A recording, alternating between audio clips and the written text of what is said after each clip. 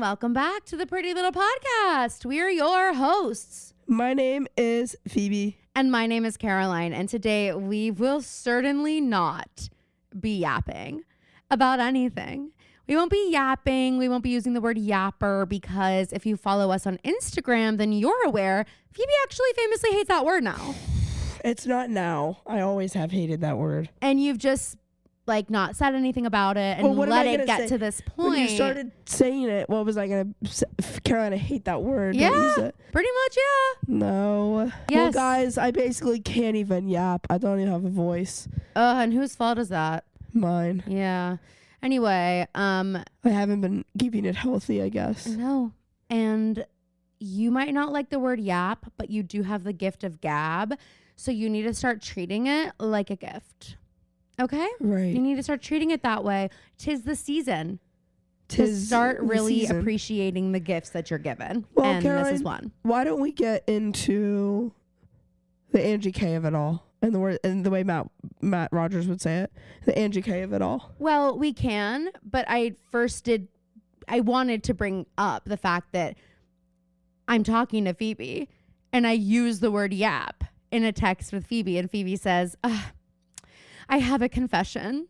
I hate that word yap. Oh my God, I'm sorry. I shouldn't have even said it. Oh my God, I can't believe I said it out loud. No, stop. It's because Caroline and I are very similar. And no, we're not. How dare you? Just kidding. I texted her, can I be honest about something? Because we were talking about how we were going to start naming our titles. Our episodes. Oh, yeah. Okay, yeah. And Caroline thought we could do yapping about, and I was like, that's where I draw the line. And Phoebe absolutely put her foot down. And what she didn't know was she also put a dagger through my heart, because in that exact moment, I went into the little bushel of Christmas presents that I've gathered for those I love. And I pull out the matching sweatshirts I got from me and Phoebe that say professional yapper on them. Well, I'm glad to know that's what you were doing, because I sent that text that I hate that word and Caroline didn't answer for a long time. And I was like, oh my God. I really offended Caroline when I said that, I guess. You couldn't have imagined just how much you hurt me with that. So anyway, we will be doing a photo shoot in the professional yapper sweatshirts. You can bet your bottom freaking dollar. But anyway, I wanted to say one more thing about you, because I think this is the most on brand, and I can't even believe I'm admitting this, but I posted this gorgeous 20 photo carousel for Phoebe's birthday on the pod Instagram, if you saw it. And if you didn't wish Phoebe a happy birthday, we noticed. But anyway, I posted this. I was like, oh my God, we get the highs, we get the lows, we get all the ages, we get all these amazing moments here. What a beautiful portrait of Phoebe's 24 years on Earth. And to start off the carousel, I'm going to put this photo of Phoebe absolutely party pooped. Okay, she's absolutely party pooped in this photo. She is laying on the ground, party hat on, party blower in her mouth, asleep in a Hello Kitty sleeping bag, which I did see, and I was like, I think that's my sleeping bag. Get out. But then Mom and Dad text, or Phoebe texts in the family group chat, and she says, Caroline, there's much rumor and speculation that first photo might actually be of you. Yep. And Mom goes, just leave it. It's cute. I was like, it does look like me, though. The hair, in that hair angle. And my nose, but I adjusted my nose. I adjusted my viewpoint, and yes. When you look at it sideways, it looks more like you. And yes, I agree. And when I look at it through the lens of, oh, this is actually me, it looks more like me. But I was like, how perfect so is that? Fucking funny is it that for your birthday I posted a photo of myself? So now for my birthday you have to post a recent selfie of you. That's gonna be the new thing, and no one's gonna know who's who. For our birthdays, we just are post fraternal pictures twins, because it's how are we expected to know? Well, exactly. Anyway, so now Mom actually famously had to put Sharpie marks on our cheeks so she could tell us apart. She had to write our names in Sharpie on our cheeks. In this picture, we're actually sleeping. Caroline is sleeping on the cheek. Sleeping on the cheek that has the Sharpie mark on it. The Sharpie market. For sure. Oh, I want to go to the Sharpie market. I want to go to the Sharpie market. When are we going to Pixar? Oh, we need to plan this. How about you bought the tickets? No, I didn't. Merry Christmas, I'll get them. But we need to pick a date to go. Okay, but you wanted to talk about the Angie K of it all, and I think we should. Why don't you? Yeah, well, Angie, you know that I I have been sold on Angie as a housewife. Uh-huh. I'm not really on her side a lot of the time. And I think it's because I'm predisposed to like, I normally am going to side with Meredith. Okay, yeah. Even though Meredith is normally in the wrong. Yeah. It's just like, I love Meredith. Okay, yeah. It's the same with Lisa. This season's getting tricky. It's getting very tricky for me and Lisa. But I still love the bitch. Oh, I mean, yeah.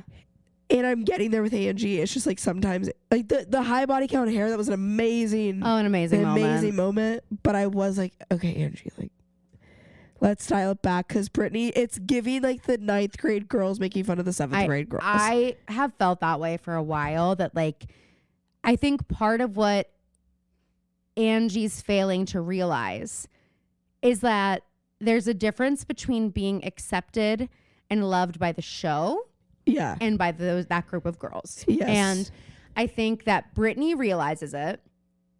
Angie does not. And Angie, it's working for her to live in that delusion where she thinks that it's the same thing.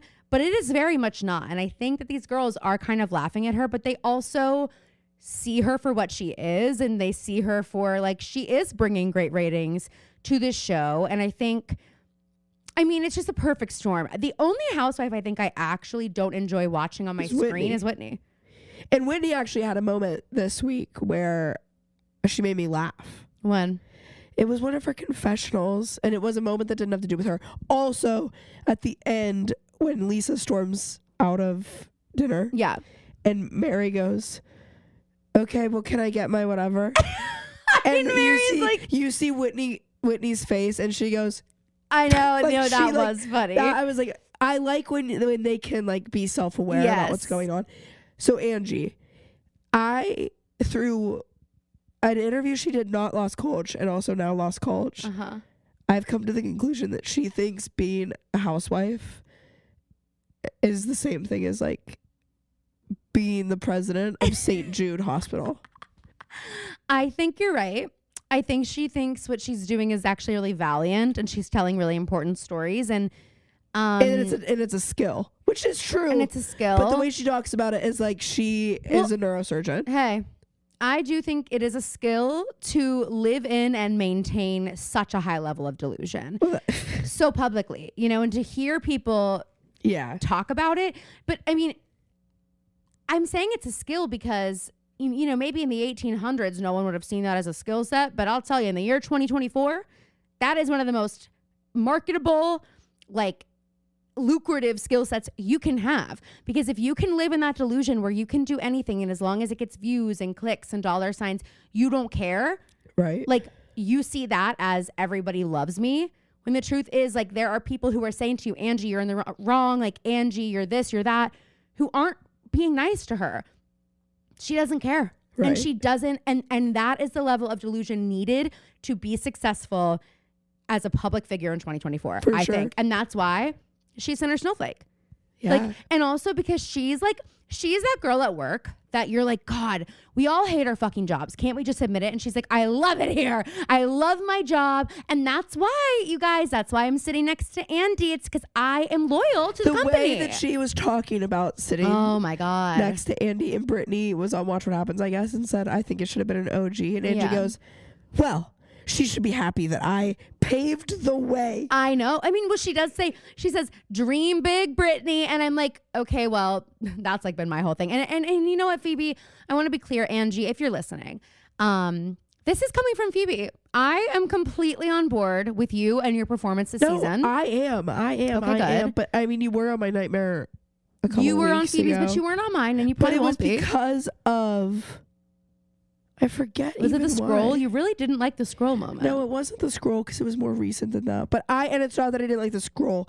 I thought that was awesome. I was worried. Yeah. That Salt Lake was going to become a little bit gimmicky. Well, and that's, I think, the perfect trick. She chose the line. It's perfect. Yeah, she does not take it too far. Yes. And like she'll make a big move and then she kind of pulls back a little bit. Like she knows when to let it kind of breathe and let somebody else. Like that's what's different about Angie. It might have been the bat mitzvah that put her on the nightmare. Angie does not suck all of the energy out of the room, which is the what way Wendy that like does. Lisa does. You know what I mean? So it's different. It's like Lisa is the main character. Angie's not. Angie's not the main character, but she is maybe one of the most important characters. You know what I mean? Yeah. Like, but if Lisa's in the room, Angie's never going to be the main character. Actually, how did you feel about? And this is another place where I just think Whitney.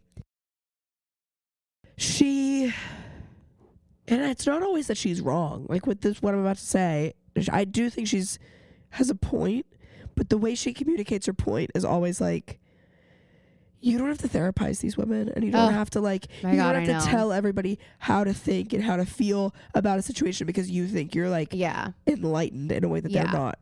The stuff with Bronwyn talking about her relationship, and when Meredith and Lisa were like, which was like, I was like, inside thought. Yeah. When they were like, well, what have you done to make him do XYZ?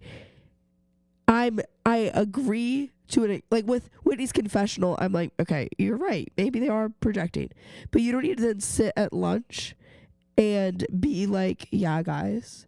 Yeah. It's like, that's where she loses me. Yeah. And when she says healing. Yeah, I think that Whitney is such a good example of somebody who like never did therapy, was not really like interested in developing any kind of self-awareness or like emotional intelligence in that way.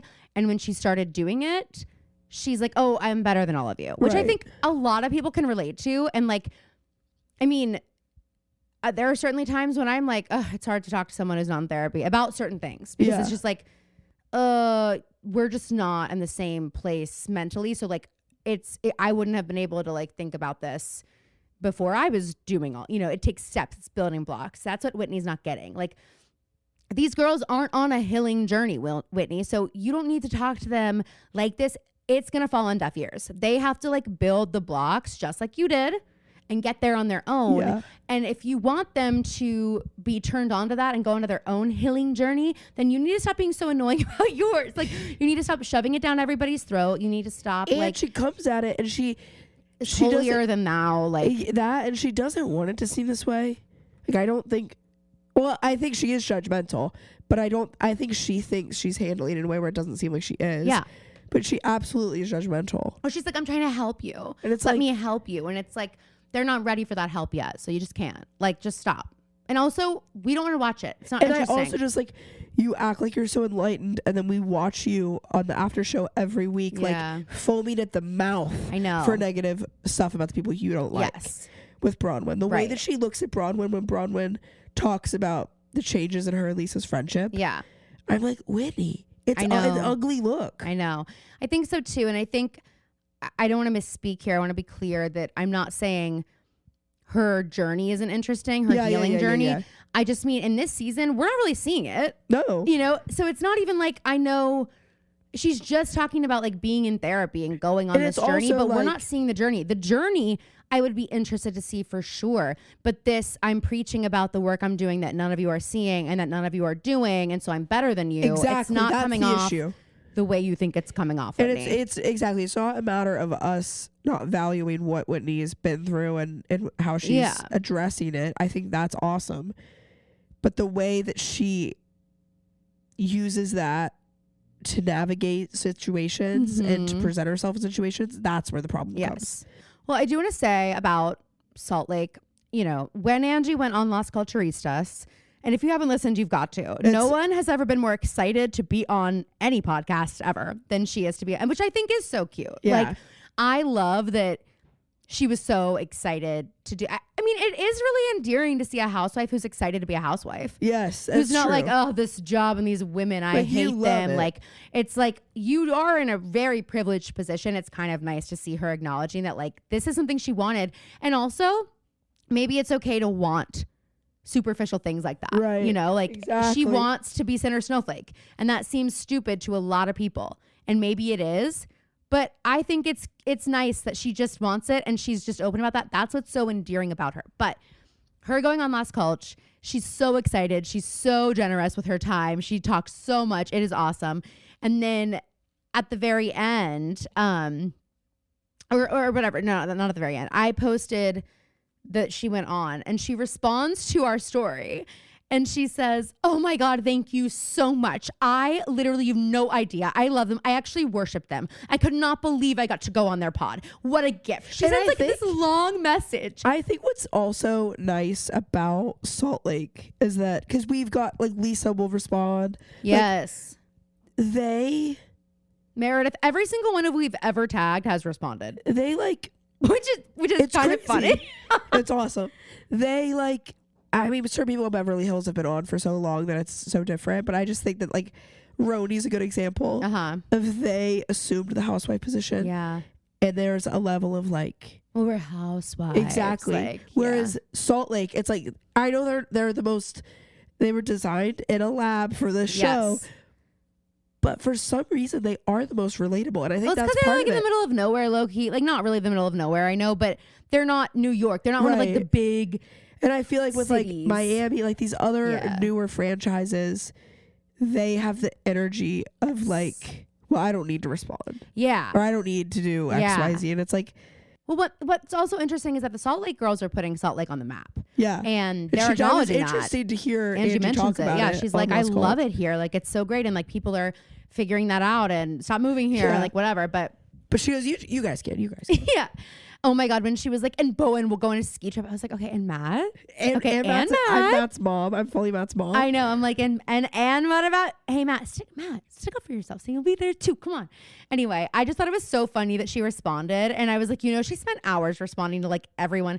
But anyway, I messaged back and I was like, Angie, we love you so much. Meanwhile, Phoebe's like, oh my God, she was just on my nightmare. No, that's not how I said it. I was like, of course. Yeah. How embarrassing for you. If she were to go listen to like our most recent few episodes, she would know pretty quickly that I had some qualms with her. Yeah, but honestly, I'm like, I feel like Angie would be like, okay. She'd be like, okay, I'll come on and let's talk about it. Yeah, literally. I want to know your perspective. Let's talk about it. Okay, I can see how you would think because that, here's Phoebe. the thing, if Meredith and her are never going to have that conversation because, and I'm not here to stick up for Meredith all the time. I'm just saying like, there are certain perspectives where I'm like, I can see Meredith's side of things. So funny. She is so, oh my God. And also she has no idea she's funny. No, that's what's, oh my God. And her kids, when she's talking about how Angie made fun of her impairment. Yeah. And Brooks goes, it's not your disability. It's your superpower. And the other one goes, it's an enhancement. That's so fucking funny. They all talk exactly the same. Like they're on muscle relaxers. Seth is like Seth's the only one who likes uppers, and it's obvious. Because he goes to Canton. Yeah. Oh my God, Seth is. I can't even actually talk about Seth. But you hate Seth, famously. Me? Yeah. Do I? I feel like you've talked a lot of shit on Seth Marks. I think I've talked a lot of shit about a lot of people on this podcast that I probably actually don't mind. Yeah. But I was watching a TikTok the other day of this guy. Sorry, guys, I'm so sorry about my voice. This is terrible. Thank you for finally apologizing. I led the episode with an apology. I'm maybe just set a timer for like every 10 minutes to say sorry, just in case someone didn't hear it the first time. Right. I watched TikTok. It was this guy who was like the Real Housewives of Salt Lake City opening gifts. And before he said a word, just by his posture, you knew who it was. I knew it was Meredith because he was like. And she's just she's legendary. Yeah, she's legendary. Like they all are. It's the best. And after watching Beverly Hills, which is actually, I think the season's been pretty good. Yes, I'm loving it. But like it's not nearly as good though. Salt Lake is truly a gift. Another TikTok I saw was this girl going, guys, every Wednesday I want to watch Salt Lake City in an IMAX theater. No, I want Lisa Barlow to be 30 feet tall. I want it too because it is so good. And like, I'm watching Beverly Hills, I'm enjoying it. But to say that these are jam-packed episodes, I mean, there's a lot of filler, and these girls have some real serious shit they're going through. Also, but what I will say, I don't think we've ever said this. Dorit might be one of the most gorgeous beautiful people on planet Earth in America, and I don't give a fuck if it's fake. I don't care. Hey, by the way, guys, can we stop? Everyone's like, oh well, it's fake for when people are pretty. It's like, well, they're still pretty. Yes, it doesn't matter if it's fake. They still look like that. There's a lot of people who get the fake stuff and don't look pretty. And it doesn't matter. Like, I don't care how you got it. I don't care if you paid for it. You are really pretty now. I just don't care. Actually, who's your doctor? Yeah, I literally don't care. In fact, I want to know more. But anyway, I think Dorit is so pretty, and I love her outfits. And I just really like Dorit. I do too, and I felt that way since she was first on the show. I mean, I always hated PK. Yeah, I think Dorit is so funny with her little fucking accent. Oh my god, yeah, her little weird and the way she talks. I mean, it's so funny. It is. I love seeing Dorit just not give a fuck. And this season, she's like, okay, you know what? PK and I are separated. Kyle's being a fucking bitch. Which like, is everyone let's just talk sucks. about Kyle. Kyle, I'm not on your side. Kyle Richards saying that one of the biggest things that Dorit did that made her upset was when they were at BravoCon. Someone asked Dorit who her favorite Hilton was, and or who her favorite Richards sister was, and Kyle is right sitting next to her and like says something shitty or whatever. And then, but it's like a joke. They're sitting next to each other, and Dorit's like, "Oh well, it's obviously not Kyle." And Kyle's like, "I can't believe you would do that to me." Like when someone.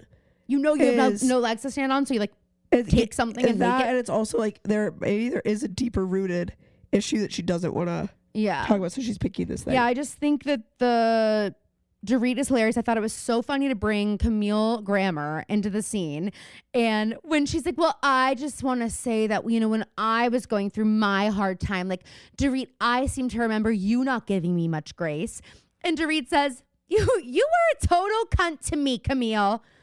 And I loved it. But Kyle had a very big problem with Dorit using the C word, which Phoebe's going to bleep out. But that is the word that I just used and that Dorit used. And Kyle had a really big issue with it. And I was like, Kyle, give me a break. Like, you've never heard the C word before. Please. And I love Garcelle and Sutton's friendship. They're so funny together. But Garcelle, I was like, just when she made the big deal about Dorit sharing Teddy's dad's story. Yeah. It was like, Garcelle, stay out of this. I think it was Lost Cult. She was talking about that. Maybe they were like, it's so clear that these women don't understand social media. Or no, I think it was a confessional. I think Dorit was the one talking about it. She was like, these women don't understand. Well, it's like she wasn't sharing it. And they're like, oh, I just don't think that like John Mellencamp needs Dorit to like promote him. And it's like, that's not what Dorit was even saying. She was just being nice because she was tagged in it and she shared it. Exactly. And it doesn't fucking mean anything. Like, yes. And for Garcelle to come out of the woodwork, like crawling out because she wanted to say something about it. It's like, okay, you will have plenty of dramatic moments. You don't need this one too. I thought it was interesting that Kathy didn't stand up for Kyle one time during that dinner. Yeah. Sutton, I do love. Sutton could be on Salt Lake. I say it all the time. I'm like, I saw Sutton. Then you'd never remember, but I saw her in the airport. Now you care because you're watching Beverly Hills. Yes, that's probably why. It was in the Nashville airport. Her little tiny fucking legs. I was in Draper James in the Nashville airport, right? And she was in there, and I hear her. She's talking to someone, and I had like that accent. I would know it anywhere. And she's talking, and it's like this young girl who went up to her and was like, I'd love to like send you my information. And Sutton's like, well, of course, go for it. And like they were like connecting, and she was like, I want to like work for you. And like I'm sure it was just blowing smoke, but Sutton was very nice to this girl. And I didn't say anything. I really like Sutton. I've always thought she's just like so kooky. She's so fucking funny. And that's what I saw this video of her meeting Rebecca Black. I think I sent it to you. Oh. And they're like doing all those little interviews that all the housewives have been doing recently in that like whatever room. Uh-huh. Rebecca Black comes in. She's so excited to meet Sutton. And Sutton. No idea. Standing there. And she's holding her phone. Playing Friday. No way. And she goes, every Friday picking up my kids from school. When they were growing up, this was our song. And then she's like, oh, and this part. And she's like, my God. And Rebecca Black is like beside herself. Wait, that's so funny. You know who Sutton Loki is going to grow up to be? Let's say it on the count of 3. 1, 2, 3. KK. Okay, I mean, is she not? Should you watch? I don't know if you watched. I just emailed the video that I made for G Daddy's birthday. Oh, it was so cute. The KK at the end.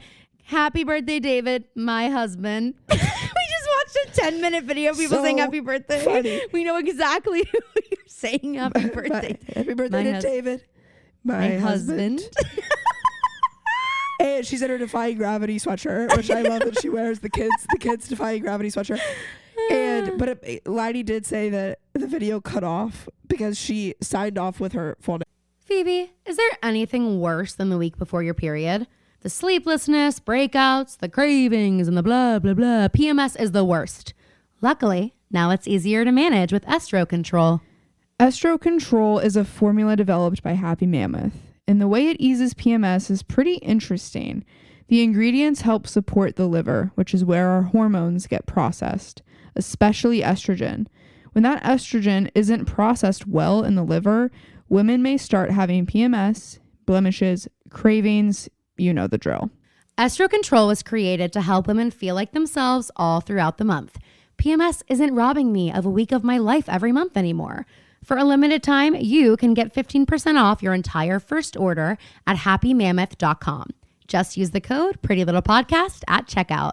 Again, that's happymammoth.com and use the code PrettyLittlePodcast for 15% off today. Okay, gosh, have we bided enough time now that I can talk about Justin Baldoni because I have a whole Google Doc here. Caroline just exhausted all of her hyperfixation time on Luigi Mangione, and now she has a new hyperfixation and special interest. Well, because Wait, let's just talk about Luigi for a second. Okay. The haircut. The haircut. Well, you know what video I saw? I know exactly what you're going to say. They said that means he's buddies. protected. Yeah. They said don't fuck with him. And I'm like, oh my God, duh. That makes so much sense now, but kind of like crazy to think. So this girl put out a video. I guess both of her parents have been incarcerated. And she was like, it is a sign to the prison guards, to everybody that he's being taken care of, that he is not alone in here, that he has friends. Like he has a fresh fade and they threaded his eyebrows.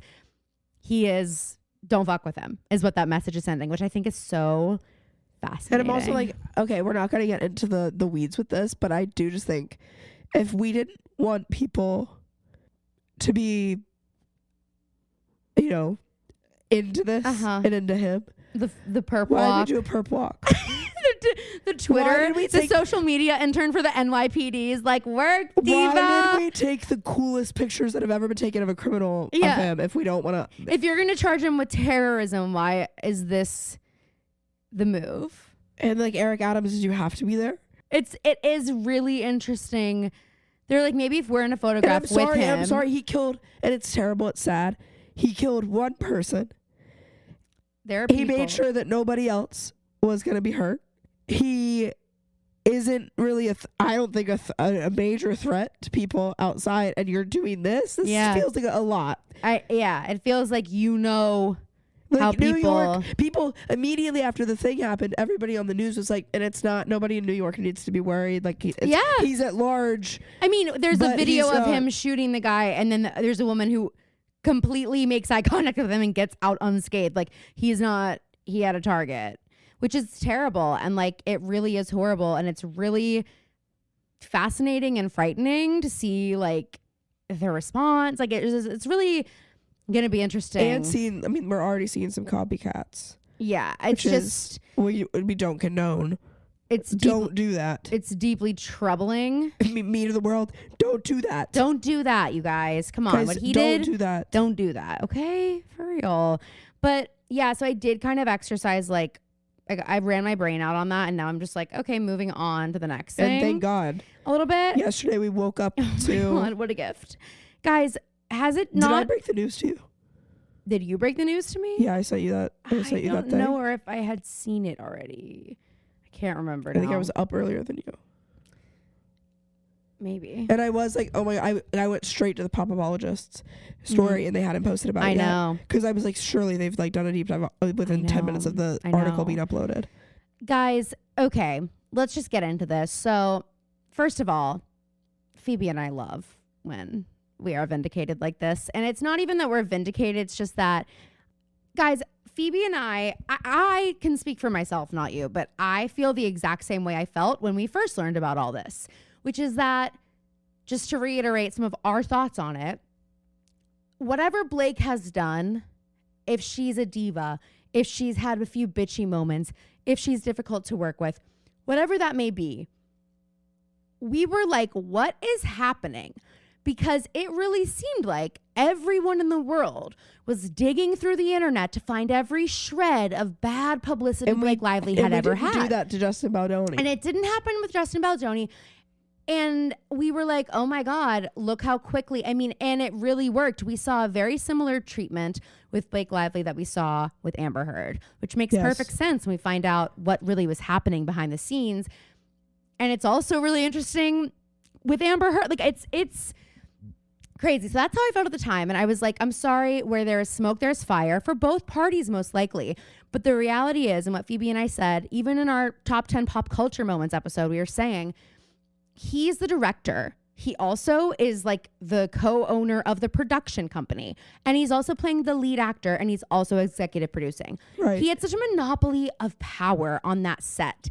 And so imagine you're Blake Lively and you're in a scene with someone who's abusing you, and there's no intimacy coordinator on set. There are no protections in place. There's no HR. I'm a little bit like, it just is so strange to me that he wouldn't have one, because that is his whole vibe is like, he would be into that. And that's where it's like, there's a really fascinating part of the legal complaint at the very end of it, the end of the 80 pages, that just has quotes from his TED Talk, which was about how at the other side of Me Too, there needs to be men saying, I'm sorry. And his whole TED Talk is about how he's going to stop trying to be man enough. And I'll read some of the quotes because it really is just like, that's not the same person. And what I hope comes from this is a little bit more discretion from the public when it comes to media, and a little bit of cynicism as well. Because what happened is we get all these Twitter threads and Reddit threads and TikToks and all these things, and people just believe every single thing because they're so eager to tear down a woman. And I feel like that's what we have said from the get-go. Is it has just cynicism like going in one direction. I think that I do take issue with some of the cynicism that you do see out of that, of like, people are so cynical when it comes to women, of like, they are just or just generally people that are well liked in the public. Mm-hmm. There's a big portion of the internet that is always ready to like find the opportunity to tear them down. And that's what we saw happen. And it's not that, I think this is another thing, it doesn't mean that Blake's a perfect person. No, absolutely not. But I think that we should, as a collective, we need to take a look in the mirror and say, why was it so easy for all of us to immediately think she was in the wrong? As soon as a man does a TED Talk where he talks about there needs to be men saying I'm sorry, we think that, and it's like, okay, it's cyclical. It just shows like our predisposition to believe men over women, and like, it is really a bummer. And I was talking to some of my friends who were like, wow, I was feeling like excited to see Blake Lively go down. And they're like, but do I just feel like that because of this? And it's like, I think so. And so here are the few things I want to say before, but I'm going to go into a little bit of a deep dive. But like, that'd be awesome.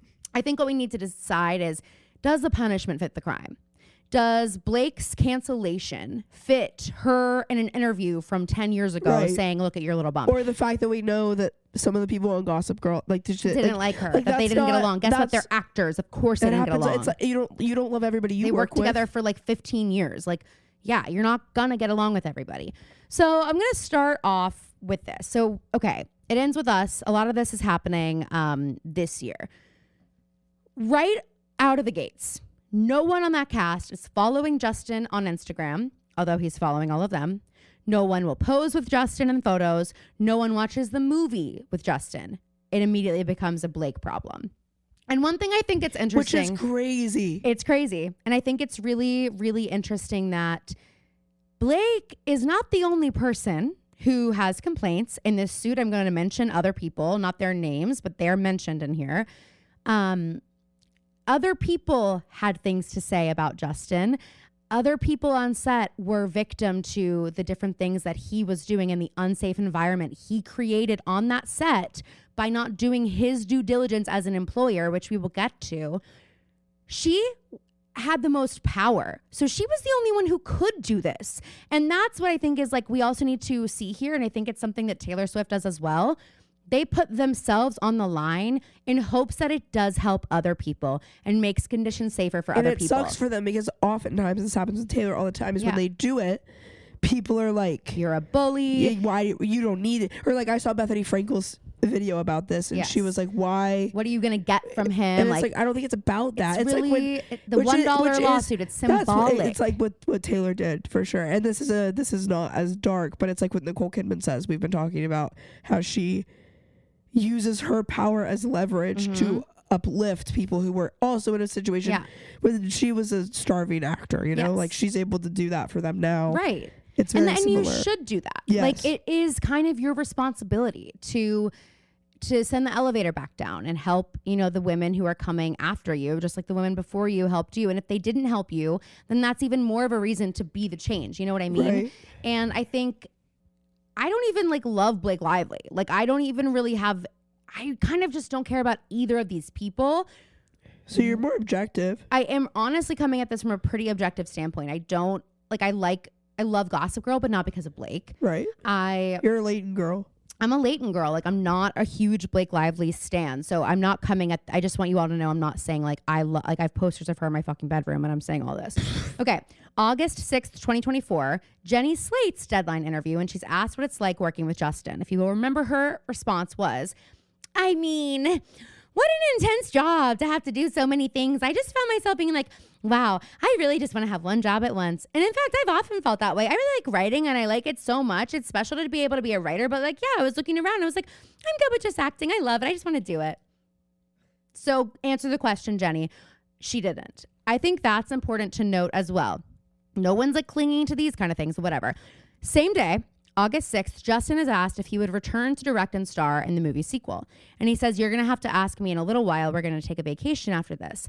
I think there are better people for that one. I think Blake Lively is ready to direct. That's what I think. Now, in the legal complaint, it is mentioned not in the legal complaint, in the strategy outline from the PR team that he hired. One of their strategies was to make it look like Blake. I have it here.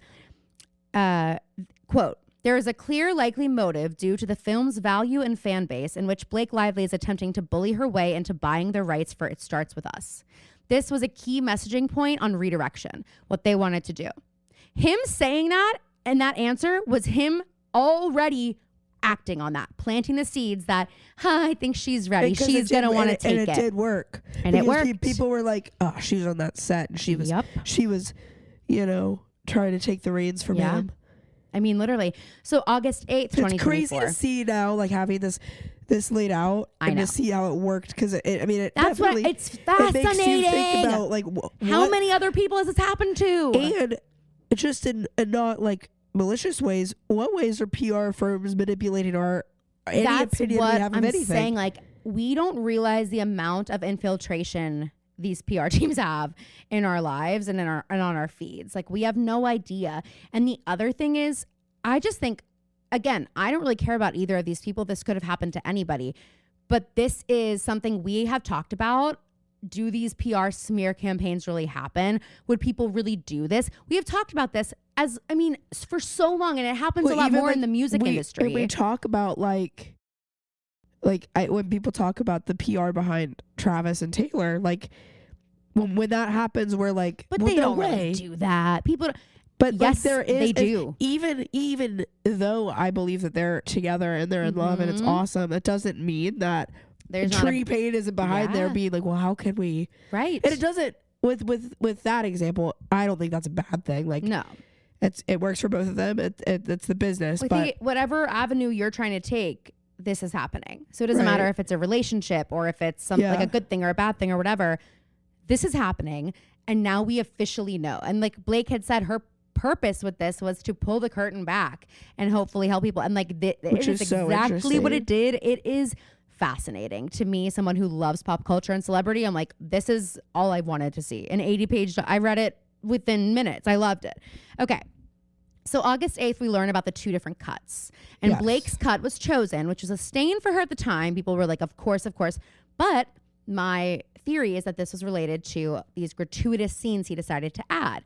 So I'm going to read some quotes Which is so gross when you take in the porn addiction. I'm going to add, read some quotes from the legal complaint. So, quote here, after Miss Lively signed on to the movie based on a draft of the script, Mr. Baldoni, without Miss Lively's knowledge or consent, personally added graphic content, including a scene in which Miss Lively was to orgasm on camera. When Miss Lively objected, Baldoni insisted he had added them because he was making the film, quote, through the female gaze. Okay, Again, Olivia Wilde. literally. Oh my God. Now we need an 80-page document about that. I know. He agreed to remove the scenes, but made a last-ditch attempt to keep one in which the couple orgasmed together on their wedding night because he said it was important to him because he and his partner climaxed simultaneously during intercourse. Dude, know that you fucking know. Mr. Baldoni then intrusively asked Miss Lively whether she and her husband climaxed simultaneously during intercourse. On the day of shooting the scene where Lively gives birth, Baldoni and Heath, who is his business partner, suddenly pressured Lively to simulate full nudity, despite no mention of nudity for this scene in the script, her contract, or previous creative discussions. Mr. Baldoni insisted to Miss Lively that women give birth naked, and that his wife had ripped her clothes off during labor. He claimed it was not normal for women to birth in their hospital gowns. Miss Lively disagreed, but felt forced into a compromise. As if Blake Lively doesn't have like as if 3 she's kids. given birth. She just gave birth before this, by the way. Yes. She felt forced into a compromise that she would be naked from below the chest down. Shoot day lacked industry procedure for nude scenes. There was no intimacy coordinator to choreograph it, no signed nudity rider. Monitors in the place were not turned off, so it was broadcasted to the entire set. It was not a closed set, so non-essential staff could pass through while her legs were spread in stirrups. She's naked from the chest down, and she has a small piece of fabric taped over her vagina. And Mr. Baldoni also invited his friend to play the OBGYN for that scene. And she didn't know. So I'm sorry. Some of those scenes, maybe that's why we got her cut. You know what I mean? Because that wasn't the female gaze, dude. And if you want it to be through the female gaze, why the fuck are you the one directing it? I'm not a Colleen Hoover. Like, I don't read her books. I think she's problematic. But I also think it's important to note that she's the one who picked Blake's cut. Yes.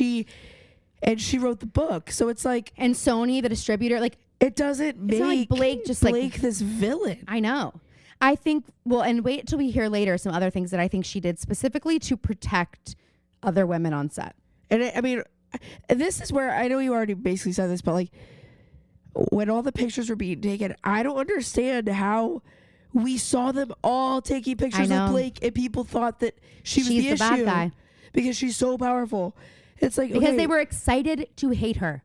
It was an opportunity they had been waiting for. So I think also, like, so we hear that. And Blake is the one with the most power. So she is the one who can actually speak up. But to say that she is the only one who felt unsafe is absolutely untrue. So this is number 38 in the legal complaint. Mr. Baldoni added a detailed scene to the film in which the underage version of Miss Lively's character, Lily, loses her virginity. In both the book and the script for the film, there was no sex scene. Instead, the details about this moment were left to the audience's imagination.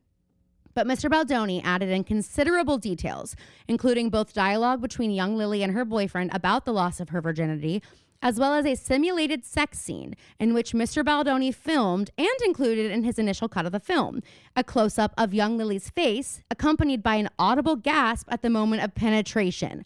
Miss Lively was informed that when this scene was shot, after Baldoni called cut, he walked over to the actors and said, "I know I'm not supposed to say this, but that was hot. Did you two practice this before?" I'm sorry, it sounds to me like Blake is protecting the young fucking actors. Like, she was informed of this somehow, and it's included in her legal complaint. Again, how is this Blake just being difficult for her own sake? Like, that's her protecting someone else who doesn't have the same agency or equity that Blake Lively has. And Blake knows that. You know, it's a good thing. I did not know about that. Isn't that insane? My jaw dropped. Isn't that insane? Yeah, okay. That's crazy. So yeah, okay. So then we have August 13th, 2024. The news breaks that Justin hires a crisis publicist. At this point, we're like, what crisis are you in? And weren't they connected to the Johnny Depp? So Melissa Nathan worked on Depp versus Heard, and it's Jennifer Abel who run the agency group, which specializes in communications, crisis, reputation management, personal publicity, and digital team services across the entertainment industry. I know. And Blake's lawsuit reveals they were actually hired the first week of August. So we found out about it the second week, but they were hired the first week, which is when Justin was saying, oh, Blake wants to direct. No one's like all these things were already happening. Oh my and God. I believe a lot of this started because Baldoni noticed that Ryan Reynolds blocked him on Instagram. He was afraid that if Blake did that too, it would start things. So he wanted to proactively have a plan for that. And it's like we also, for some reason, we weaponized the fact that she wanted Ryan to be a part of it, and it's like, okay, now it makes perfect sense she wanted her husband there. I know. I thought the same thing. I'm like, they're like, it's weird he rewrote the scene. I'm like, not if the scene is one that she felt unsafe in, and the director and the lead actor and the producer are the person who she has to go talk to about it. Yes. And there's no HR team either. Like, okay. So August 15th, Sony praises Blake. They're the distributor for the movie. The CEO says, Blake, Colleen, and so many women put so much effort into this remarkable movie, working selflessly from the start to ensure that such an important subject matter was handled with care. Audiences love the movie. Blake's passion and commitment to advancing the conversation around domestic violence is commendable. We love working with Blake, and we want to do 12 more movies with her. I never heard this quote. Did you? No. Never. August 15th. Never heard it. And it's like, it's because it was fucking buried. This lawsuit, she's suing Justin, Wayfarer, his company, and the PR firm. I think I need to look at actually exactly who's listed. We can look at that in a second. But at first I was like, why is she suing him and not the production company? Well, it's his production company. Right. So, because I saw all those comments, I was like, I'm pretty sure it's him. So August 20th, Brandon Sklenar, I don't know how you say his last name, but it's Atlas, posts on Instagram defending Blake. And he also doesn't follow Justin. Famously almost played by Matt Rogers. And would we even be in this mess if Matt Rogers had played Atlas? I'm sorry, if Matt Rogers was playing Atlas, do you know how quickly he would have said, and you do not talk to Blake Lively like that? I mean, he would have handled Justin Baldoni, I'll tell you that. So imagine him playing that character. Imagine him bleached hair playing that character. Oh, I would love it. His high bodyguard hair. I love it. Okay. So he posts, and I'll just read a little bit of what he posted. Because I didn't know he posted. Oh, he posted in defense of Blake, in defense of everything that was happening online to her on August 20th. And it's also important, like, he doesn't follow Justin. That's the thing. And also, when I was looking through all the pictures, that's when I made the collage from, like, press, it really is, like, it's, and, like, the way that she and Jenny, like, interact, like, it's clear that they... It's also... And I obviously, we don't know these people, but... I think Jenny Slate seems like she's a good judge of character. Yes, I do too. And I think that she wouldn't be acting buddy-buddy with Blake. I don't think so. And I would love to hear her thoughts on this. And I frankly don't feel like she falls... People are acting like she's some like little-known actress who needs to fall at the knees for Blake and Ryan. It's like, I don't think she's really all that worried. She dated Chris Evans. Like Exactly. She's in the crew. Yes. So it's like, I don't think she's going to like just butter up Blake on the carpet for that. Like that never stuck for me. I agree. And I also like, I don't know what he's in, so maybe, but no. And another thing though with Jenny Slate is like, she's the funny girl. I feel like it, honestly, I'm sure they had a lot of conversations where Blake said, number one, I'm not going to pressure you to say anything. Like, I will do this. And I'm like, Taylor Swift and Blake are behind the scenes like crap. I just to be a fly on the wall. I need to be in the group message. So here's some of what he wrote. Colleen and the women of this cast stand for hope, perseverance, and for women choosing a better life for themselves. Vilifying the women who put so much of their heart and soul into making this film because they believe so strongly in its message seems counterproductive and detracts from what this film is about. It is, in fact, the opposite of the point. What may or may not have happened behind the scenes does not, and hopefully should not, detract from what our intentions were in making this film.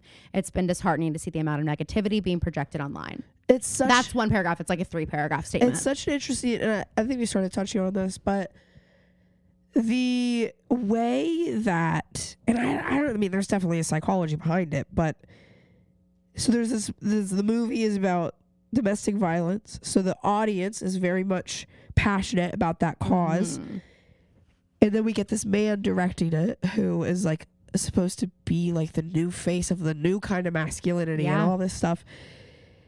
And it's just interesting that there was not that like recognition that people had of what was happening. Yes. Of like, why we're having these conversations about women being treated poorly by men and domestic violence, all this stuff, and we're finding every reason to be like, well, Blake's not even posting about let me get into domestic hotlines and all this stuff, and it's like, it's just I really would love to have a conversation with someone who like studies stuff like that, because we don't talk about it a lot because we are so focused on the like misogyny on the other end of the spectrum. That's like, we hate women and it's obvious. Right. And so there was like a lot, obviously, that happened. The writer's strike happens, or maybe it wasn't the writer's strike, but the filming strike happens. They had to stop filming.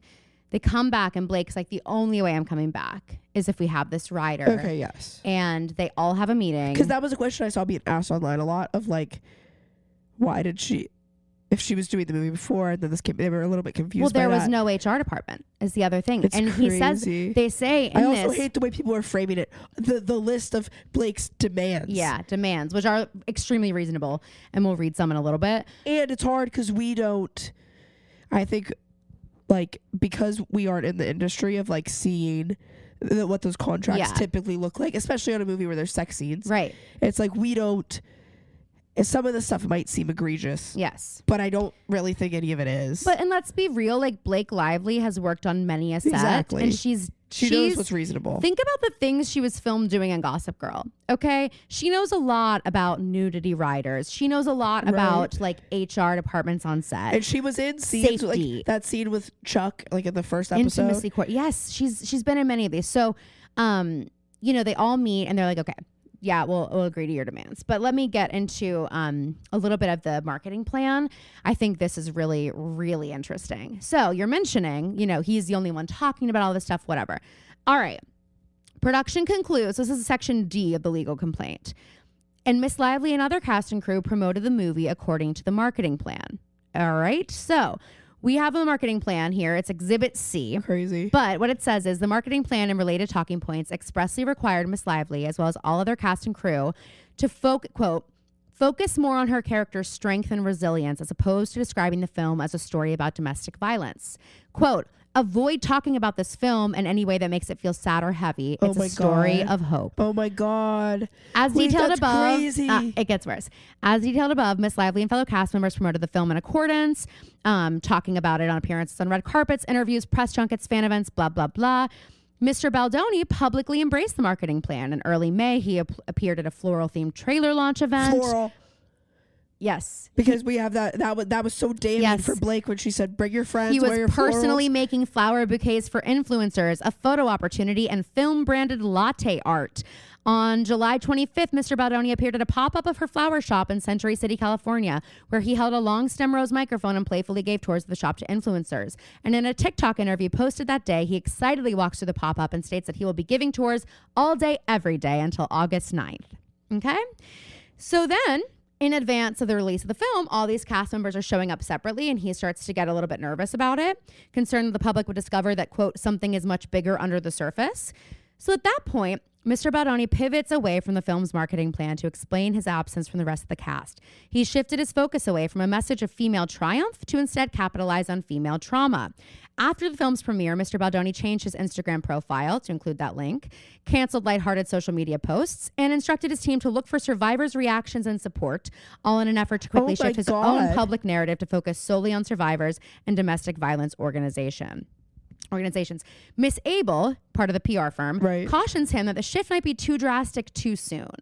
So here are some texts from Justin Baldoni. Hey, just landed. What is the TikTok strategy? I'd like you guys to start posting me only talking about domestic violence and clips and why this movie is so important. So they do that. And then, by repositioning his marketing of the film, Mr. Baldoni hoped to create the false impression that he had chosen not to appear because they wouldn't talk about this. He wrote, right? Didn't he say that thing that was like, "What?" I mean, this is different, but later on, he said that thing about not wanting to be pictured with them because he didn't want to like be the abuser in the pictures. Totally not true. Yeah, I don't remember that, but probably. He writes to Jennifer Abel, I need you guys to really be on all the stories I'm tagged in. I think you should let all people DM me so you can see people's reactions to the film and I can be reposting everything. These next 36 hours are crucial and we need to be on it. Looking at everything, finding the most emotional and touching content from survivors supporting this film and reposting. Need you to be finding survivors sharing their stories and amplifying them on my page and TikTok. He then said, he went so far as to proposing to share a video of a woman's birth moment, but his team talked him out of it, warning him that it might be perceived as weird and was too intimate. Yeah. Mr. Baldoni's team talked him out of a lot of his ideas, writing they don't recommend using private DMs as content because he wanted to post these survivors' stories that DM'd him to his story. Crazy. Yes. So that is in the marketing plan what they were supposed to be doing, and he deviated from it, and it was in a contract. Like, I'm sorry for I just like, think it made her look bad. Yes, and everyone's like, I can't believe she's not talking about it. Meanwhile, she's doing what she's and by the way, so was everyone. Like, yeah, that wasn't, and I think we even said that. I'm like, maybe she's trying to focus on like, yes, it's not about her being about her battered woman. It's about breaking the cycle, and it ends with us. And like, right. And I think that came when we did our deep dive on it. We did all the PR stuff for one of our Patreon episodes. I think I read something maybe Colleen Hoover said, but that is what it was about. Like, they were talking about how we didn't want to, and I think that was a part of the shift, because wasn't this the script that Blake read initially that she signed on to is different? Well, he added in some stuff after, but yeah. I feel like there was a difference in how it focused on the abuse. So, by the way, this was all happening in like July, like before any of this. So this was him working with I guess just his publicity team. Like, okay, yeah. So Jennifer Abel is his publicist. So this was all happening in July, okay, before they even ever hit the red carpet. This was also happening in June. Like, he was forming this retaliatory plan before the press even started for it. Then, this was all happening before, then August 9th, that's when they hire Wayfarer, the production company, hires Melissa Nathan and the agency group who worked on the Johnny Depp thing and basically did this with Amber Heard. So we have a lot of their correspondence. All right, so here's what they paid for this. Ready? From Melissa Nathan to his publicist. So incredibly glad that the press went so well today. From what I know, Justin felt really supported. He's lucky to have you. We took the time today to do research and get digital quotes, blah, blah, blah. Full transparency is key here. We have seen the most innocuous issues from turn giant due to socials, or the hugest crisis have no effects on social whatsoever. You just cannot tell at this stage, but Blake Lively does have some of the Taylor Swift fan base, so we will be taking it extremely seriously. Quote one. Wait, iconic. I know. Taylor Swift was named multiple times. Okay, sir, we need to take this seriously. I know. Quote one, $175,000. Oh my God. This will be for a 3 to 4 month period and includes a website, full Reddit, full social account takedowns, full social crisis team on hand for anything, engage with audiences in the right way, start threads of theories. This is the way to be 100% protected. Quote two, $25,000 per month for 3 months if it needs to be seeded. This will be for creation of social fan engagement to go back and forth with any negative accounts, hoping to change narrative and stay on track. All of this will be most importantly untraceable. There's a lot more to both of these quotes, but easier to discuss via phone in terms of capabilities. Great. So can you believe that? That's how much money they were willing to spend on this? And that's an admission of guilt to me. That's an admission of guilt to me, just like this. Then Jennifer Abel, the publicist, sends this to the co-founder of the Wayfarer production group. Thanks for the call. Confidentially, I'm out to dinner with a friend of 12 plus years who writes for People Magazine, Fox News, In Touch, Us Weekly, and she's fully briefed of the situation and is armed and ready to take this story of Blake weaponizing feminism to any of her outlets the minute we give her the green light. She hates Blake, has heard the story before, and will do anything for us. Just FYI, smiley face. Unreal. Like, I'm sorry, it's so like sinister. So then they're like, he gets the document. Which I can't believe we didn't hear about these subpoenas. Like, I can't believe there was... Well, now Jennifer Abel's saying there wasn't a subpoena. Well, how did they get them? I don't know. A whistleblower. A mole. I don't know. His publicist says, I was never subpoenaed and I never gave this stuff. So, but she says she left the like team that she was working for or something. And she was like, but they all have access to all my stuff. So it could have been them and she doesn't know, or she might be trying to cover her ass. That's in her statement. We'll get there. But he basically sees their document, which outlines in so many words the things they're planning to do. They also talk about Taylor Swift in this document where they're like, we can use the same tactics people use against her where they say she's a bully because she's standing up. We can do that. All these things. He says he doesn't feel protected enough by that document that outlines this whole plan. Proactive. Nothing's happened yet. Outlines a whole plan. He doesn't feel protected enough. So the publicist texts Melissa Nathan and says, I just want to let you know, like, he's not feeling really like secure. He, quote, this is a quote, he wants to feel like she can be buried. And Melissa Nathan responds, we can't write it down to him. We can't write, we will destroy her. We'll go to this. We'll do this. We'll do this. We'll do this. Is this where the quote, I didn't like the part, but the part where she says he needs to understand how lucky he is. This isn't that yet, but he has to look at it as information document for us to be armed with. That's all. Imagine if a document saying all the things that he wants ends up in the wrong hands.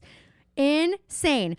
Then Jennifer Abel texts Melissa Nathan, I'm having reckless thoughts of wanting to plant pieces this week of how horrible Blake is to work with, just to get ahead of it. She's putting us through hell. Melissa Nathan says, same. And already off the record, I spoke to the Daily Mail because she's my friend. She's ready when we are.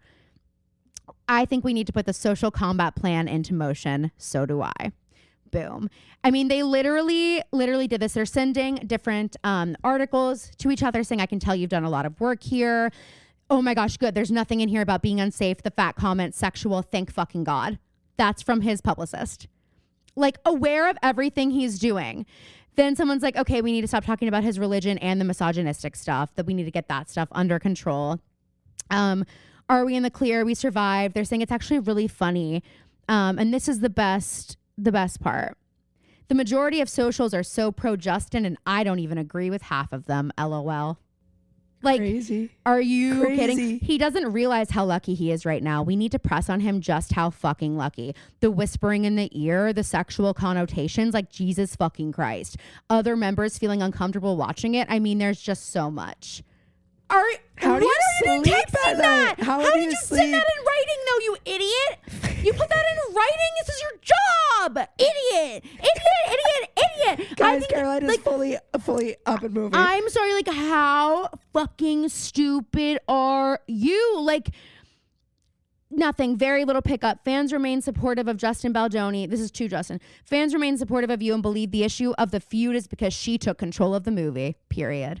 Like, everything, I'm not saying you guys, because I know the Road Warriors think clearly, but everything y'all were thinking was on purpose. They made you think all of it. It's actually so crazy to think about the fact that it worked. Like, I know we're seeing this now and she's vindicated, but if this hadn't come out. Well, listen to this.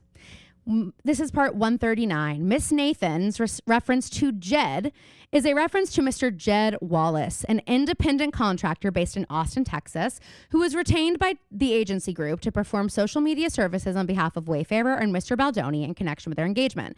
The quotation appears to be a reference to efforts by Mr. Wallace to seed and influence online forums on Reddit attacking Miss Lively and defending Mr. Baldoni. He texts Melissa Nathan, we are crushing it on Reddit.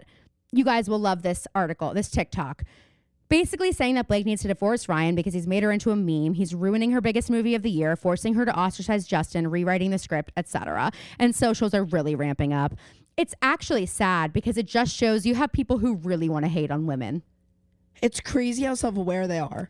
I know. Especially this earlier when they were sending the texts that were like, they clearly don't even like him. Like, they think he's a creep. They think he's a bad person, but they're like, this is our job, which makes me think like with Johnny Depp too, like, I mean, another thing, this is crazy. So this is from the New York Times article, which I don't have pulled up, so I might get this a little bit wrong, but this is the main thing. So obviously we have that interview of Blake where she says, oh, well, congrats on your little bump. And that was one of the things that people just really took latched on to and really had a problem with.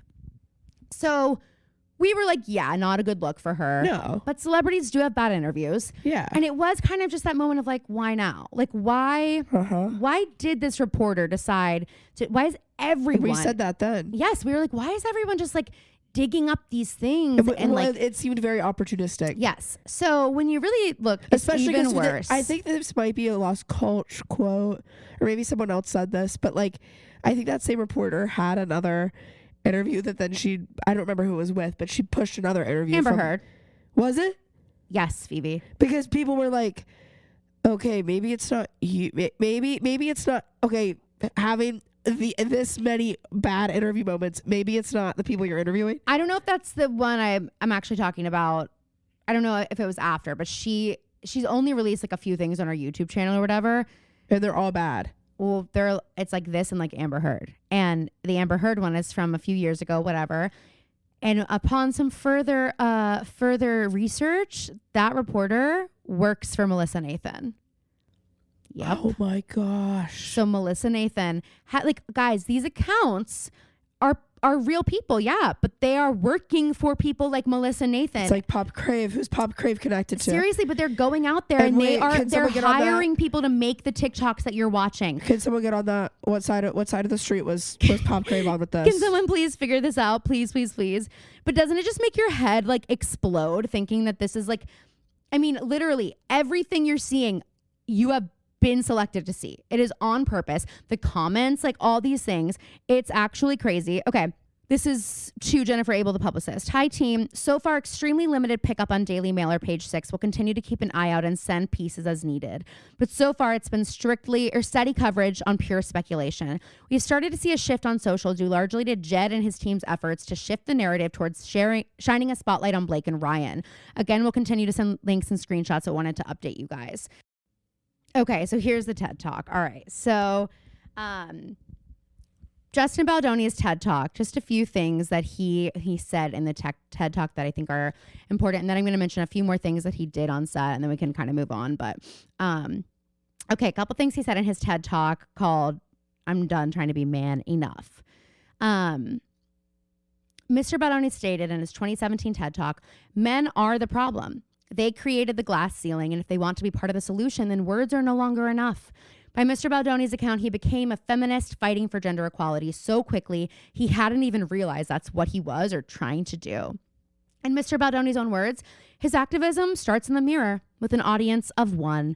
He feels a deep responsibility to tear down the walls of power and privilege and believes the world needs men to show up, not in big ways, but in hundreds and thousands of little ways to create a better, more equitable, just world. Over the past approximately 7 years, and as relevant to this complaint, Mr. Baldoni has made the following statements. A, let's just shut up and finally listen to the women in our lives. B, what men are going to have to start doing now is recognizing when they made women uncomfortable and didn't realize it. Oh my God. I think that's when the other side of the Me Too moment is, I'm sorry. C, growing up, how many times did I hear bros before hoes? How demeaning, how sexist. We've built this system, the opposite of accountability. And now it's time to figure out how as men we can break that system. And it starts with showing what a real man is. A real man is someone that says, hey man, we're still friends, but that's not cool. Imagine being sexually assaulted, finally coming forward about this traumatic thing that has happened to you and having people acting like you were to blame. Are you confident enough to listen to the women in your life? And will you be man enough to stand up to other men when you hear locker room talk, when you hear stories of sexual harassment? All of us have a situation or a pattern that we need to end the cycle of. First of all, I want men to stop asking the question, why do women stay? I want men to take accountability. I want men to hold other men accountable. I mean, it just goes. When was the TED Talk? 2017, but all these comments are like in the last 7 years. So they did a little bit of a social media, or they did an internet like test to see of everything that's ever been said about Blake Lively online, how much of it is also mentioning Justin Baldoni. Now think about Blake Lively's career and how much there probably is. Then why is 35% of everything she's ever been talked about is associated with him? His name is attached to it. And if you look at this graph, the red, the green is all the good press she's gotten this year. The red is all the bad one. And that big line there is when he Which is like, hired okay, the team. I'm sorry. You guys want to act like Ryan Reynolds and Blake Lively are this powerhouse in Hollywood. If they were, why wouldn't they have had this, like, and I think they are, but it's like, if they were what you guys think they are, I don't think they would have had the year that they had. No. And so the like wrap up of what they're saying basically here, there's a lot, but it says, on information and belief, the Wayfarer team seeded social media content into publications with small audiences and lax editorial standards, and then fed those posts and or articles to publications like Page 6, Newsweek, NY Post, TMZ, and BuzzFeed. The worst places imaginable. These publications have larger audiences and greater reach, which significantly amplified the negative sentiment toward Miss Lively. Content from low-influence sites was often linked or referenced in articles on these high-influence platforms. The social manipulation campaign engineered by Mr. Baldoni and Wayfarer helped create and sustain a negative news cycle and social media algorithm around Miss Lively. These are the negative comments, the way that they trended. Oh my God. Her company, she like completely like fucked over her hair care company. She like lost so much money. Well, Blake. I know. But we have different reasoning sometimes for why things fail, miss. I have straw in my hair. which is Blake's whole vibe is I have straw in my hair. Okay, I'm going to read a couple of the protections that they put in place for the return to production when they had that meeting. Number 1, an intimacy coordinator must be present at all times when Blake Lively's on set. Bare fucking minimum. Normal these days. There must be a closed set during the rehearsal or filming of any scene involving simulated sex or nudity. Duh. There is to be no spontaneous improvising of any scenes involving physical touching, simulated sex, or nudity. Everything has to be choreographed by an intimacy coordinator, and the intimacy coordinator must be there. Physical touching and or comments on Blake Lively's physical appearance must only be done or made in connection with the character and scene work, not to Blake Lively personally. There are to be no discussions of personal experiences with sex or nudity. No one should ever enter Blake Lively's trailer when she's in a state of undress for any reason. Blah, blah, blah, blah, blah. It goes on and on and on. Let me now just read a couple other things I pulled because these are really crazy, and then we can move on. I'm sorry. I know this is a lot. Couple other things that Justin said on set that were named in this thing. He was in a taxi ride with Blake and Mr. Heath, who is also a co-founder of the Wayfarer production company. He says, "Did I always ask for consent? No. Did I always listen when they said no? No." And he claimed this was an example of how we all have things from which we can learn and grow. And when Miss Lively exited the car, her driver immediately remarked that he did not want Lively to be alone with Baldoni going forward. Number 42, he claimed he could speak to the dead, and on several occasions told her that he had spoken to her dead father. It was off-putting and violative for Baldoni to claim a personal relationship with her recently deceased father. Oh my God. He's crazy. And number 44, Blake was wearing like a lacy bra underneath something, and he was like, "I want to see your onesie." And she was like taking off her coat or something, and he said, "You look sexy." And she was like, "It's not really what I'm going for." It was like a nursing low cut thing.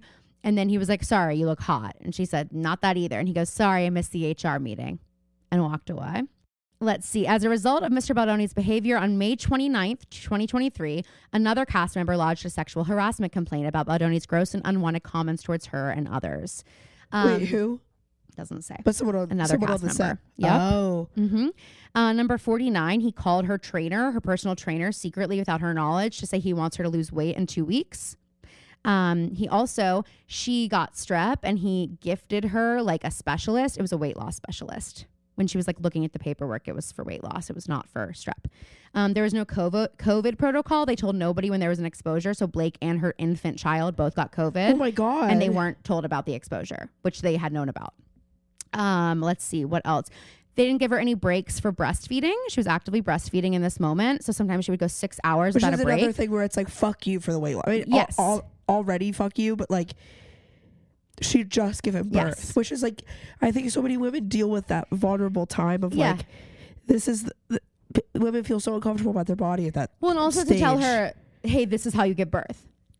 You know, like, no, actually, you would give birth completely naked.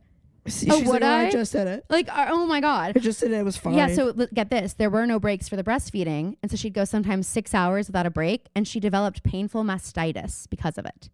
Her fucking nipples got clogged. Oh my God. Mm-hmm. What else? Okay, yeah. So there were no employment protections for the Wayfarer production company. No employee handbook, no sexual harassment policy, no information, no training on sexual harassment, no information on discrimination or respectful workplace expectations. There was no formal HR thing. On May 26, 2023, Blake tried to file an HR complaint with Sony, the distributor, and they said they couldn't because they're only the distributor and not the studio responsible for production. So she tried. Earlier in the production, another actress made a complaint about his comments on her appearance. He said in writing that he would adjust accordingly. So it's in writing. But on June 8th, 2023, she told Blake, and I really think this was Jenny Slate. She told Blake, quote, "Outside of anything in a scene, I actually cannot talk to Justin at all." Mm-hmm. Oh my God. Baldoni later expressed suspicion regarding her friendship with this actress as if they were colluding against him. Wow. And one of my favorites, and I'm just going to read this because it's actually too crazy for me to like paraphrase. One of these instances where he went into her dressing room and started sobbing and crying and held up the shoot. You won't believe this, Phoebe. It is crazy. While on one hand, Mr. Baldoni was objectifying Miss Lively as a sex object, on the other hand, he went out of his way to message criticisms of her age and weight, neither of which she could change during filming. On the second day of filming, for example, Mr. Baldoni made the rest of the cast and crew wait for hours while he cried in Miss Lively's dressing room, claiming social media commentators were saying that Miss Lively looked old and unattractive based off paparazzi photos from the set. She tried to reassure him that she should look authentic in the scenes depicted in the photos, which were just after her character had been abused by her fictional husband rather than hot. Mr. Baldoni, however, appeared focused on her sexual appeal above all else. His lengthy outburst caused a delay in shooting, forcing an emotional scene to be shot haphazardly. And this was also mentioned in the her demands. One was no more crying in Miss Lively's dressing room. Oh, that is one of the demands written. He is actually sick. Can you believe that? So I'll just tell you what Jennifer Abel's statement was. The publicist broke her silence. So I'll read that and then we can be done with this. But it's so crazy. Okay, so she put this into a Facebook group for publicists that has a PR and marketing Facebook group with 21,000 members. It looks like a comment, so I'm guessing there's a thread talking about her, and she's in there, and she saw it, and she commented. Oh my God. Hi. She was also young. Hi. I never thought the day would come when I needed to defend myself with my own peers, but this certainly has been an interesting and devastating, quite frankly, couple of days, so here we are. But here are the facts. No, I was never subpoenaed. I found out my private text messages and emails were included in the complaint after I received it on Friday night, and the New York Times contacted me 1.5 hours after receipt. They had already reviewed the 80-page document and had questions prepared, and apparently also received thousands of pages of documents with our correspondence that we never saw. So it was clear this was a coordinated effort, but nothing we haven't seen before since I've been working in talent PR for over 15 years now. I had recently left my previous firm, at which I was still with during this campaign, with a team who all participated in the campaign and a boss who oversaw, and who had access to my work emails and work phone. So you can deduce from that what you will. What the cherry-picked messages don't include, although not shockingly as it doesn't fit the narrative, is that there was no smear implemented. No negative press was ever facilitated. No social combat plan, although we were prepared for it, as it's our job to be ready for any scenario. But we didn't have to implement anything because the internet was doing the work for us. Sure, we talked about it, contemplated if we needed certain things, flagged accounts that we needed to monitor, worked with the social team to help us stay on top of the narrative so we could act quickly if needed. And yes, we rejoiced and joked in the fact that fans were recognizing our clients' heart and work without us having to do anything but keep our heads down and focus on positive interviews for our client. As the text show, we sophomorically reveled and again joked privately to each other about the internet's feedback to the woman whose team was making our lives incredibly difficult over the course of the campaign. I'm human. The long hours, months of preparation on top of my day-to-day scope, it felt good to see that although we were prepared, we didn't have to do anything over the top to protect our client. Incredibly difficult, you say? In what way? Funny you should ask. I was notified at the start of the campaign that the opposing team had been planting horrible stories about my client as a failsafe if my client did not comply with the demands set forth for the campaign. It's funny because I didn't really hear anything about him. No, none of this came out. Blake Lively could have spent $150,000 to tear you down, but she didn't. You did, dude. Right, exactly. We brought on crisis as it's not something that I do. My sole job was to put together interviews, screening opportunities, and speaking opportunities for my client in support of the film, a standard scope of work. I did my job. What kind of woman would work against another woman who is a victim of all the things being claimed? Thanks for asking. After reviewing the evidence, facts, hard proof that countered every single thing that was being claimed and demanded at the start of production, I made a choice to stand by my client of almost 5 years, who had dedicated his life to the equal treatment of others, especially women, who had no incidents of negative treatment of others, and who had a wonderful community and team at Wayfarer who all held the same moral fortitude and lived their life accordingly. As representatives, we all have to make that choice, so I did that to the best of my ability and felt good about our efforts. Is my client perfect? No. In fact, he says that he's not perfect so constantly to the point that I tell him he needs to be less self-deprecating because it could be taken the wrong way. Are Blake's feelings valid? It's not my position to say or speculate what she was feeling in these moments that she claims, and I would never slam a woman for speaking her truth. But at the end of the day, if it's not the truth and there's evidence that proves otherwise, then as a representative, I have to do what I feel is right as well. And that is that. Girl, you said a whole lot of nothing. No, I don't. Wow. So that is the super deep dive. Well, do you feel like you have any questions left? No, but I do know that we were right. We were right. And also, a lot could still happen, of course. But I think now at this point, my main concern is that it's just too late. That all this damage is already done for Blake. It's going to be so hard now to swing the pendulum the other way. And no one's going to fucking do what I just did and read the 80-page document. People are already seeing it as a knock on her too. So, and it's just oh my God, they're like, why is she doing this now? Oh my God. Well, and it takes a long time to file a lawsuit. It's 80 pages long, stuff. But in my opinion, like we have texts, we have screenshots, we have and all of the campaign plans. Like y'all were so concerned about her not making the movie about domestic violence. Maybe she wanted to let the movie breathe for a bit, and not take away from the movie any more than this stuff already did. Maybe they started talking about a sequel. It went to #1 on Netflix immediately when it came out this month in December. Like, I still need to watch it. You know, maybe that's what they're doing there. It's starting, you know, that kind of thing. But I don't know. I think it's really, really interesting. I hope that she will come out on top of this, honestly, because go on Lost Culture, Blake. Go on Lost Culture, Blake. They will take care of you. I would definitely suggest, if this is something you're interested in, read the New York Times article and read the 80-page thing, because I just really pulled out what I thought was really interesting, but like every single bullet point is fascinating, and you could find things that it's crazy, you know. But yeah, isn't that amazing? Wow, what an amazing inside look into what happens in the Hollywood machine. Truly, it's crazy, because I think we think we're smarter than we are as people, and we think we can see through the bullshit when the reality and we is also, I think a lot of the time don't think it's actually happening. Yes. And also, if you really read this again and get in there and get into the documents, like they show comment examples that were made. They talk about specific social media things. So if you don't think it's happening, like they list out specific accounts, specific like comments and threads and things like that. I mean, the fact that Justin Baldoni, what kind of feminist? That's my thing, is like, I'm sorry, he's made his whole career on being a feminist and being this type of person. And in my opinion, he should not have wanted to direct this movie. He should have wanted Blake to do it. Yes. The other thing is, you know what then? If you're this type of person, what happened to the man in the mirror shit? Like, take accountability. If somebody comes to you with these types of complaints and your job... If this is the after... If this is the after, what were you like before? Yes.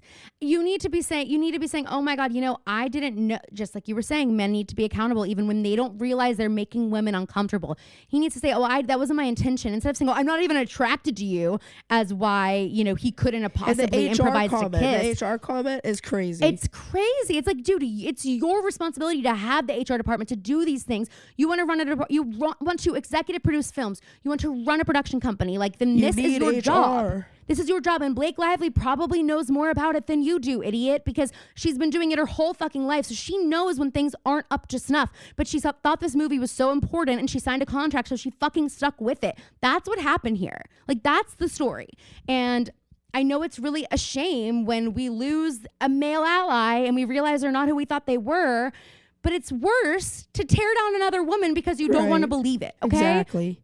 And it's really a shame, but he needs to take accountability, and there should have been some, oh my God, it was not my intention to make you feel that way, but obviously I did. So maybe you are working with a, quote, difficult woman, but does the punishment fit the crime? Right, exactly. Her asking for these accommodations, and just because he was afraid of her bringing this up. Right. We have to mention, all of this was done because he was scared she might start talking about the stuff he did. If you thought you had nothing to be ashamed of. It's an admission of guilt to me, and he was dropped from his agency, so. Oh my God, the fact that the William Morris Talents agency dropped him is insane. Just for those of you that don't know.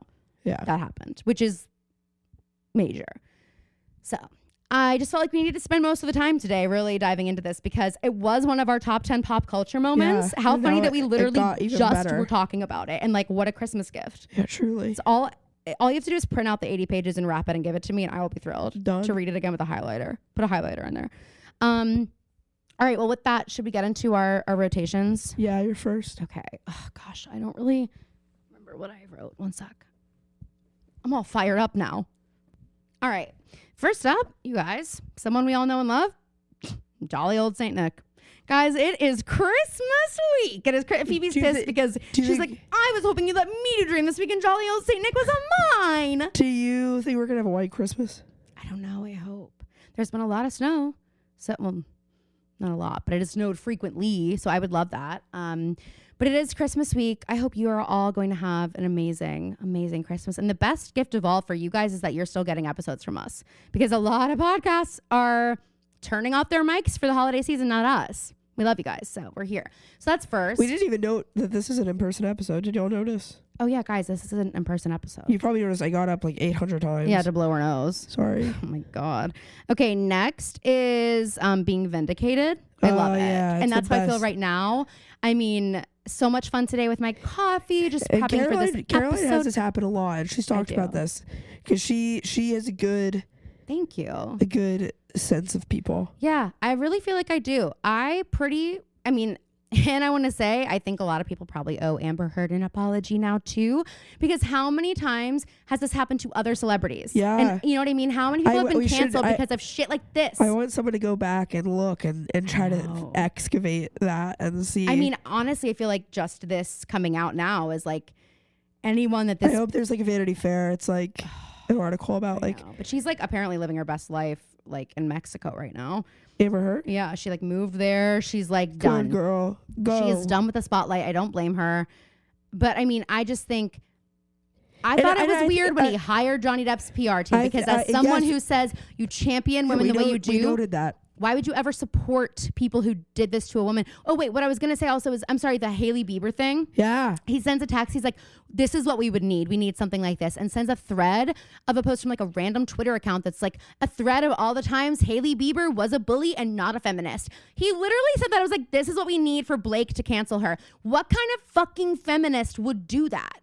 Yeah, or wants to see that happen to someone? With the Amber Heard of it all, I think that something to keep in mind is that this vindication does not mean that like they're necessarily great people. No. Oh my God, no.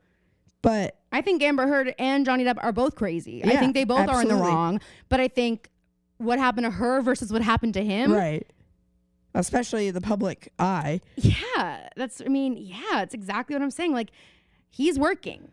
He is this fucking Dior commercial I hate. It's just so frustrating because I just feel like the way that we are so willing to overlook what men do. I mean, it's just, again, Chris Brown being nominated for a Grammy. It's like Jay-Z cheating on Beyonce. It's like these people are actually wronging some of the most powerful, beloved women in the world. And if we can't even ride for them, right? If we're not even willing to cancel these men for the women that that are the most celebrated women in the world. Justin Baldoni? Yeah. Who fucking cares? Like, I just don't. I don't get why they're so excited to trample on a woman. And even the fucking publicist or the Melissa Nathan saying it's just sad because it shows how quickly people are willing to fucking take down a woman. Like, I mean, and that is what this shows. No one even was like, they were like, well, I'm kind of curious what he did, but not enough to find out. Like, I'm just going to go on like, it's just crazy. So being vindicated. And then Jenny Slate. Yeah. Just because I love her, if she is one of the women who is, anonymously quoted in this case, then I think that, like, I don't know. I feel bad that that any women on this set had to feel that way and so powerless, like they couldn't say anything. And I think what we need to do here is fucking commend Blake Lively for taking one for the team.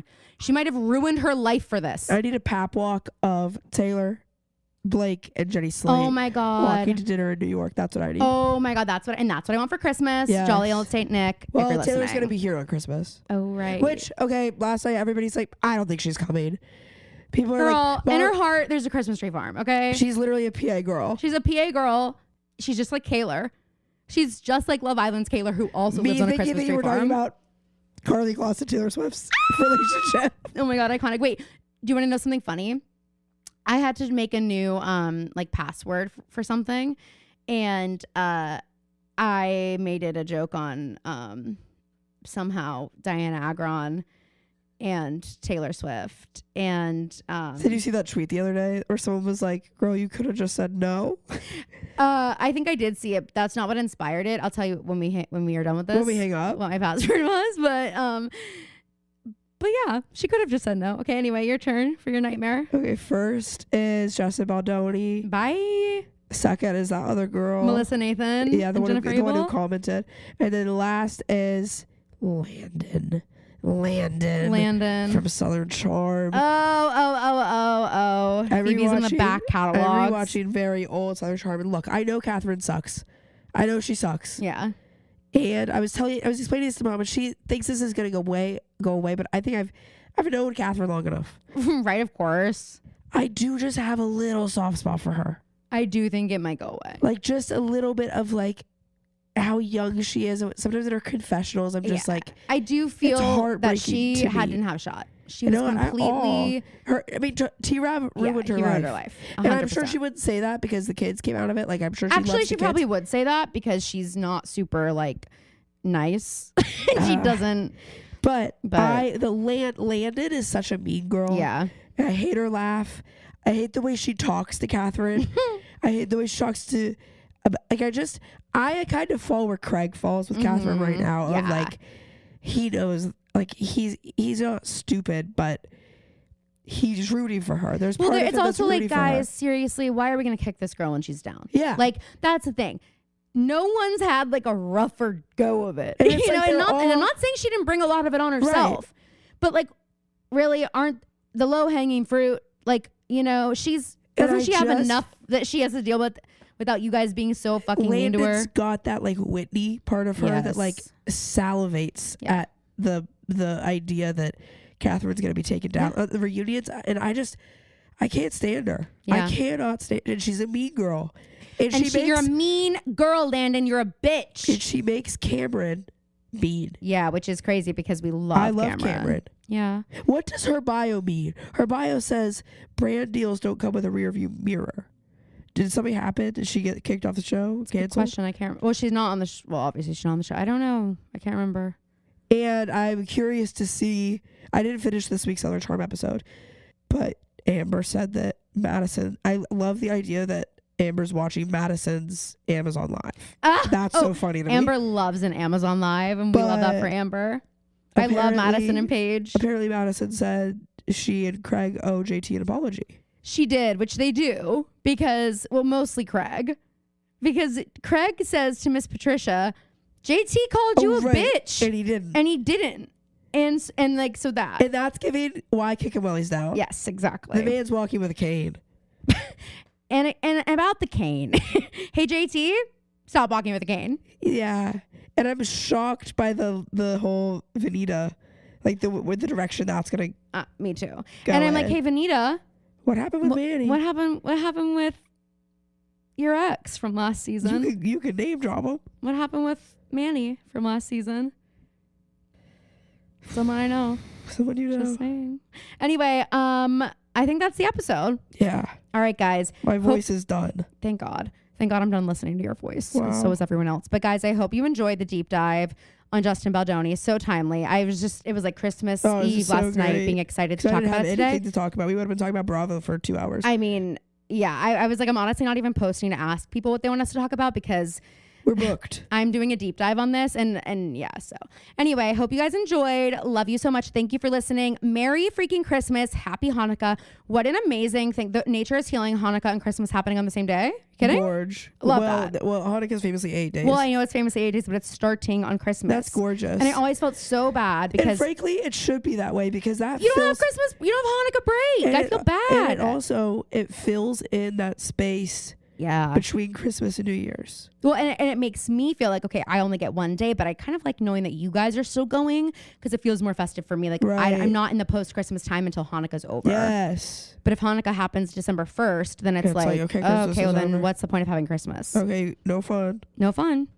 So that's how I feel about that. We love you guys. Thank you for listening. We'll see you next week. Bye. Let us know what you think.